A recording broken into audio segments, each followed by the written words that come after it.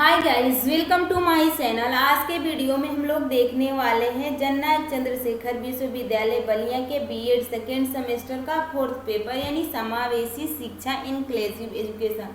इस वीडियो के लास्ट तक बने रहिएगा क्योंकि आप लोग के लिए बहुत ही इम्पोर्टेंट है। अगर आप अदर यूनिवर्सिटी से भी बीएड कर रहे हैं और आपके सब्जेक्ट का नाम है समावेशी शिक्षा, तो आपके लिए ये बहुत हेल्पफुल होगा। देखिए कि आप किसी भी यूनिवर्सिटी से बीएड कर रहे हैं तो सबको यही पढ़ना होता है। फर्क इतना होता है कि ये बस सेमेस्टर वाइज होता है, किसी के फर्स्ट सेमेस्टर में होता है, किसी के सेकेंड सेमेस्टर में होता है। सभी को पढ़ना एक ही समान है, वो समावेशी सबको पढ़ना है। अगर आप जननायक चंद्रशेखर विश्वविद्यालय बलिया से हैं तो आपको सेकेंड में पढ़ना है, लेकिन वीर बहादुर सिंह पूर्वांचल यूनिवर्सिटी से है तो आपको इसी को थर्ड सेमेस्टर में पढ़ना है। तो आप लोग अगर अदर यूनिवर्सिटी से भी बीएड कर रहे हैं तो आप लोग के लिए हेल्पफुल होगा। चलिए अपनी वीडियो को स्टार्ट करते हैं। स्टार्ट करने से पहले आप लोग चैनल को सब्सक्राइब कर लीजिए और अपने दोस्तों में भी शेयर कर दीजिए जिससे उनको भी हेल्प मिले। तो चलिए देखिए, सबसे पहले तो हम लोग समझते हैं कि ये समावेशी होता क्या है। आप लोग के बुक का नाम है समावेशी। मैंने एक छोटी सी वीडियो डाला हुआ है समावेशी का, कि समावेशी होता क्या है। और अगर आप समावेशी को समझ लेते हैं तो समझिए कि वो बुक के पूरे निचोड़ को आप लोगों ने समझ लिया और उस बुक से किसी प्रकार का भी क्वेश्चन बनेगा तो आप लोग को लिखने में कोई प्रॉब्लम नहीं होगी। तो उस वीडियो को जरूर आप लोग देखिएगा। वो बहुत छोटी सी वीडियो है लेकिन आप लोग के लिए बहुत हेल्पफुल है। तो यहाँ पे थोड़ा सा पहले समझ लीजिए कि ये समावेशी होता क्या है। देखिए, समावेशी का मतलब होता है सम्मिश्र बराबर परिवेश, सबके लिए बराबर परिवेश होना चाहिए। तो समावेशी में ये कहा गया कि अगर बच्चा विकलांग है, सामान्य है, विशिष्ट है, प्रतिभाशाली है, गिफ्टेड बालक है, यानी किसी भी प्रकार का बालक है, उसके शारीरिक विकलांगता हो, मंद बुद्धि थोड़ी सी हो या किसी प्रकार का भी बालक हो, तो हम उसको समावेशी के अंदर ही उसको शिक्षा प्रदान कराएंगे, ना कि उसको हम अलग कॉलेज में या स्कूल में भेजेंगे। तो ये नहीं कहा गया, सभी को हमें एक ही कक्षा में बैठाना है, एक सामान्य शिक्षक एक ही छत के नीचे सभी बच्चों को एक समान शिक्षा प्रदान करेंगे। वही होता है समावेशी शिक्षा। देखिए, सबसे पहले आप लोग का एकीकृत आया, उसके बाद समावेशी आया। तो एकीकृत और समावेशी वाली वीडियो आप लोग जरूर देखिएगा, वहाँ से आप लोग के कई सारे डाउट भी दूर हो जाएंगे और आप लोगों ने बुक का निचोड़ एक छोटी सी वीडियो में सारे समझ लेंगे कि इस बुक में के अंदर कहा क्या गया है और ये समावेशी का मतलब क्या होता है, आवश्यकता क्यों पड़ती है। तो चलिए आप अपनी वीडियो को स्टार्ट करते हैं। आप लोग का टॉपिक का है विविधता आवश्यकता यानी डाइवर्स नीड। विविध आवश्यकता है क्या है, तो थोड़ा सा पहले इसको समझ लीजिए, उसके बाद अपनी थ्योरी को पढ़ेंगे कि इस थ्योरी में क्या कहा गया है। तो देखिए कि हम लोग एग्जाम्पल लेते हैं। इस समय आप लोग के धान के बिये उगाए जा रहे हैं, क्योंकि हम लोग देहात से बिलोंग करते हैं तो हम लोग को देहाती भाषा में बहुत आसानी से कोई भी टॉपिक समझ में आएगा। तो देखिए यहाँ पे दो खेत है, यहाँ पे दोनों खेत में बीज उगाया गया है धान का। यहाँ पे खेत एकदम अच्छे से आप लोग इसको जरूर समझिएगा क्योंकि यहाँ से आप लोग के क्वेश्चन बनेंगे ही बनेंगे। इस खेत में बिल्कुल अच्छे बिया उगी हुई है, बिल्कुल अच्छे हरियाली जैसी दिख रही है, लेकिन इसमें वही बिया अच्छी नहीं दिख रही है। तो अब आप लोग खुद कमेंट में बताइएगा कि किसको ज़्यादा आवश्यकता है, खाद पानी की या उसकी सुरक्षा की। या तो आप लोग को पता है कि ये तो अच्छी है तो इसको हम थोड़ा सा भी खाद दवा देंगे तो ये अच्छा हो जाएगा, लेकिन इसको ज़्यादा ज़रूरत है क्योंकि ये बिगड़ चुका है, ये अच्छा नहीं है, इसमें कोई रोग लग चुका है, कोई डिजीज हो चुका है, तो इसके देखभाल हमें बिल्कुल अच्छे से करनी है। तो अब आप लोग बताइए कि किसको ज़्यादा डाइवर्स नीड है, यानी किसको ज़्यादा आवश्यकता है खाद बीए पानी की। तो सपोज करती हूँ कि आप लोग सब इस समय सभी लोग देख रहे होंगे धान के बीज को उगते हुए, तो ये पॉइंट आप लोग को बिल्कुल अच्छे से समझ में आ चुका होगा कि विविध का आवश्यकता का मतलब है किसी।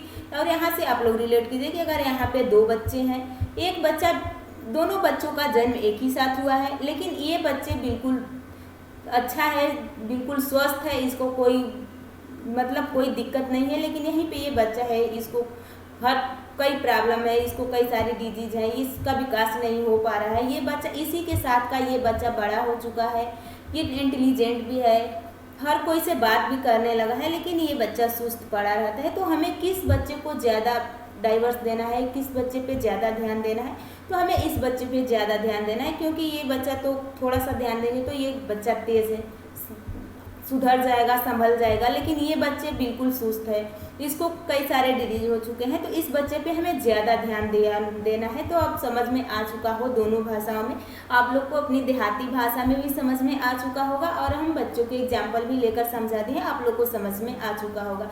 तो चलिए अब देखते हैं कि विविध आवश्यकता का अर्थ क्या होता है। तो एक छोटा सा ये अर्थ है, समझिए।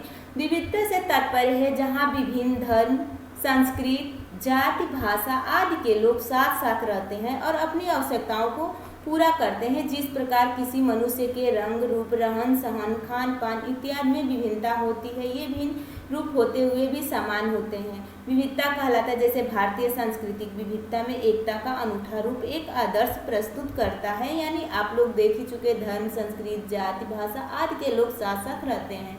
चलिए यहाँ पे विविध आवश्यकता, तो देखिए यहाँ पे आज की वीडियो थोड़ी लंबी होगी, तो इस वीडियो के लास्ट तक आप लोग जरूर बने रहिएगा। देखिए आप लोग का सपोर्ट मिलेगा तभी ये सब कर पाना पॉसिबल है। तो देखिए, जब एक बच्चा सामान्य बच्चे की अपेक्षा सहायता चाहता है, जैसे कि मैंने एग्जाम्पल लिया था ऊपर कि एक बच्चे, दोनों बच्चों का जन्म एक ही साथ हुआ है, एक बच्चे बिल्कुल स्वस्थ है, इसको कोई प्रॉब्लम नहीं है, फिजिकली इसको कोई प्रॉब्लम नहीं है, और एक बच्चा है कि इसका विकास भी नहीं हो पा रहा है, वृद्धि भी नहीं हो पा रहा है, ये बच्चे ढंग से ना बोल पा रहा है ना चल पा रहा है, और इसी के साथ का ये बच्चा बहुत चनफन है, ये बच्चा बिल्कुल शांत है।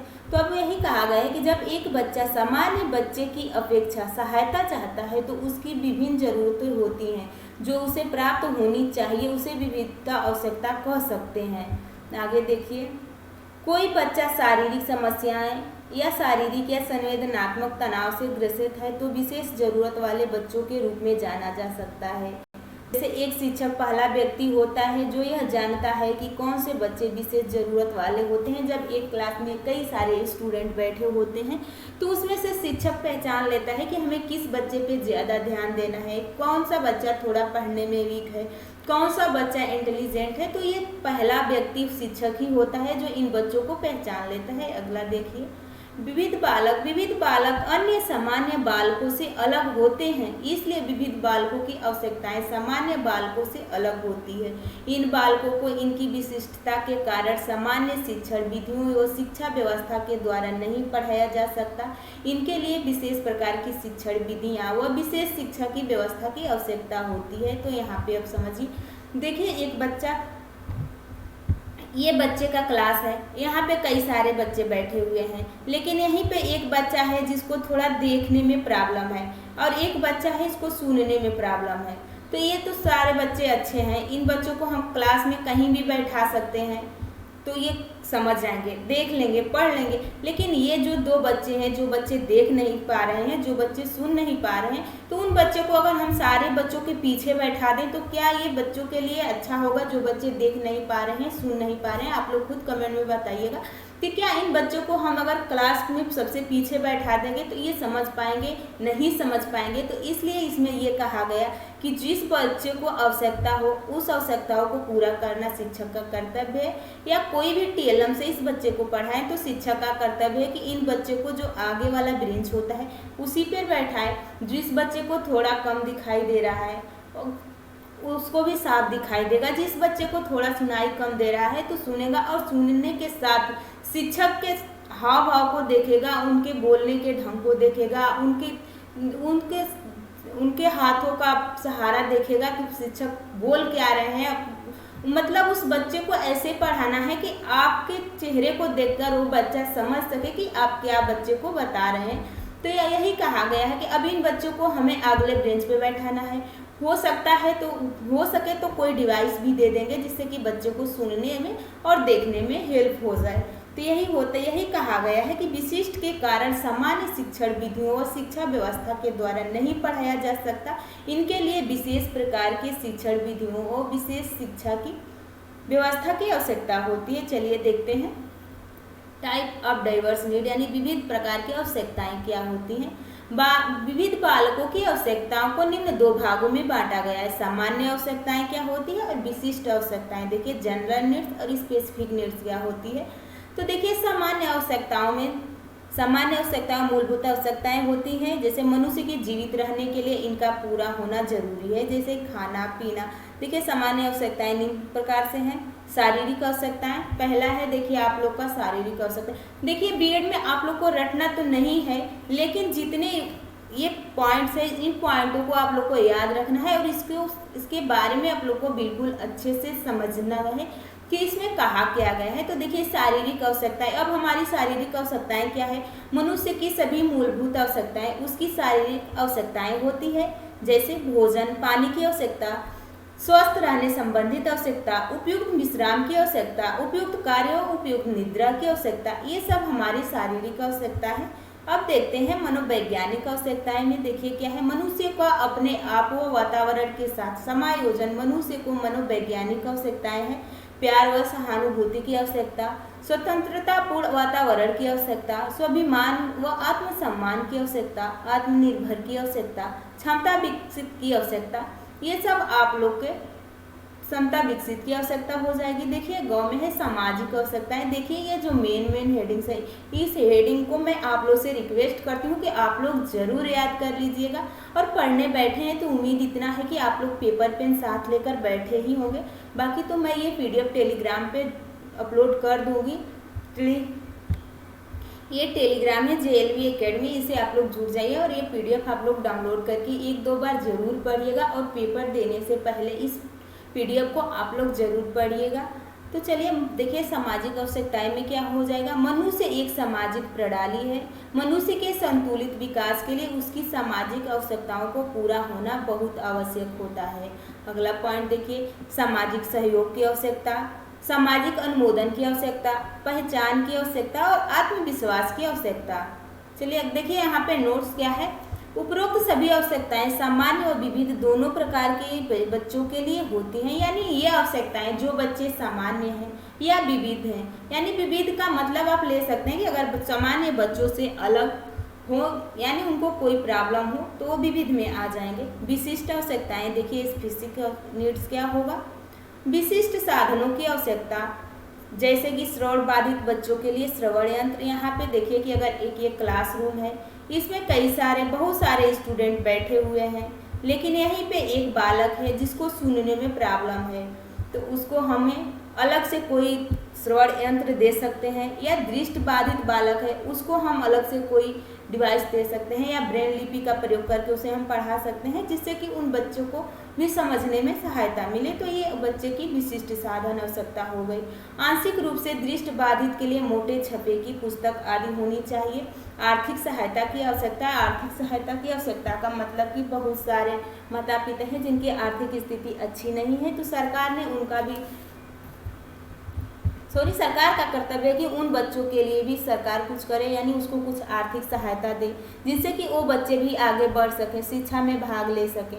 शिक्षा में समानता की आवश्यकता है, यानी शिक्षा सबके लिए समान होनी चाहिए, ना कि किसी के शिक्षा में किसी के साथ भेदभाव नहीं होना चाहिए। तो शिक्षा में समानता की आवश्यकता है कि समानता का मतलब है कि सारे स्टूडेंट को एक सामान्य समझना। देखिए मैं आप लोगों ने समानता, समता, समावेशी, एकीकृत, ये 4 ऐसे पॉइंट हैं जो आप लोग को बहुत कंफ्यूज करेंगे। और इन चारों पॉइंट को समझने के लिए मैंने एक छोटी सी वीडियो डाला हुआ है समावेशी और एकीकृत का, उस वीडियो को आप लोग जरूर देखिएगा।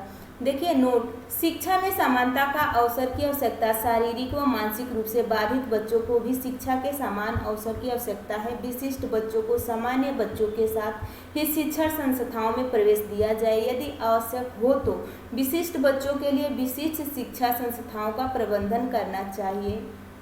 जानने की आवश्यकता, देखिए समाज में समायोजन की आवश्यकता। बालक आसानी से समायोजन का हिस्सा नहीं बन पाता है, चाहे वह एक प्रतिभाशाली बालक हो या एक मानसिक मंदित बालक, दोनों को समाज में समायोजन की समस्याएं होती हैं, अतः समाज द्वारा उनको स्वीकार किया जाना आवश्यक है। अगला पॉइंट देखिए, उचित शिक्षा प्रबंध की आवश्यकता कराई जाए, उचित मार्गदर्शन की आवश्यकता हो। विशिष्ट बालक को बहुत समस्याओं का सामना करना पड़ता है। आप सपोज कीजिए कि यहाँ एक क्लासरूम है, इसमें अगर एक बालक को थोड़ा कम सुनाई दे रहा है या थोड़ा कम दिखाई दे रहा है, तो उस बच्चे को इन सारे बच्चों के बीच में समायोजन करना कितना मुश्किल होगा, अब तो वो बच्चा समझ सकता है। तो यही यहाँ पे ये बात कहा गया है कि अगर आप लोग को यहाँ पे विशिष्ट बालकों को बहुत समस्याओं का सामना करना पड़ता है, उन्हें उचित निर्देश व मार्गदर्शन प्रदान किया जाना चाहिए ताकि वे अपनी विभिन्न प्रकार की सामाजिक, बौद्धिक व भावात्मक समस्याओं को हल कर सकें। तो ये आपकी वीडियो यहीं पे हम लोग समाप्त करेंगे। ये आप लोग का विविध आवश्यकता क्या होता है, यहाँ से आप लोग के क्वेश्चन पूछे ही जाएंगे। तो इस वीडियो को आप लोग 1 से 2 बार जरूर देखिएगा। 1 से 2 बार देख लेंगे तो आप लोग को इसको फिर रटने की कोई आवश्यकता ही नहीं पड़ेगी, आप लोग समझ लेंगे। और यहाँ इस पॉइंट से किसी भी प्रकार का क्वेश्चन बनेगा तो आप लोग उसको आसानी से कर सकते हैं। तो चलिए आप लोग कमेंट बॉक्स में ज़रूर बताइएगा कि आप लोग को वीडियो कैसी लगी, और जिस पॉइंट को आप लोग को समझ में नहीं आया होगा तो आप लोग कमेंट में ज़रूर कमेंट कीजिएगा, मैं दोबारा उसको समझाने की कोशिश करूँगी। और कोई भी डाउट हो तो आप लोग कमेंट बॉक्स में ज़रूर कीजिएगा और वीडियो को लाइक ज़रूर कीजिएगा। आप लोग के लाइक और सब्सक्राइब से मोटिवेशन मिलता है। तो चलिए नेक्स्ट वीडियो में बहुत जल्द मिलेंगे, तब तक के लिए बाय बाय।